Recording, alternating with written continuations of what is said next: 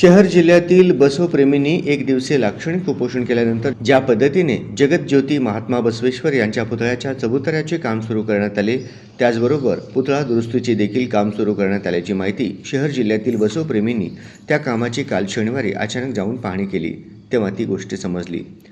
19 मे 2025ला तो पुतळा महापालिकेने नियुक्त केलेल्या बसव ब्रिगेडच्या देखरेखीखाली व मूर्तिकार महेश शहाणे यांच्या मार्गदर्शनाखाली चबुतऱ्यावरून हटवून त्यांच्या स्टुडिओमध्ये नेऊन ठेवण्यात आले। मात्र गेली 7 महिने तो पुतळा जैसे ते परिस्थितीत होता।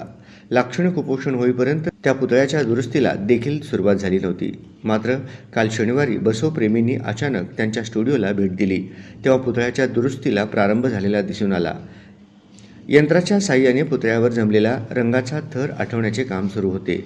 यावेळी उपस्थित बसवप्रेमींना मूर्तिकार महेश शहाणे यांनी सांगितले की पहिल्यांदा पुतळ्यावरील रंगाचा थर आठवणार, त्यानंतर ज्या ठिकाणी पुतळ्याला भेगा आहेत त्या भेगा ब्रांज धातूच्या साहाय्याने बुजवून घेणार। पुतळ्याच्या धडाचा भाग आणि कमरेच्या भागादरम्यान मोठी फट राहिली आहे, त्यातून पावसाचे पाणी पुतळ्यामध्ये जात होते, त्यामुळे पुतळ्याची झीज होण्यास प्रारंभ झालेला होता।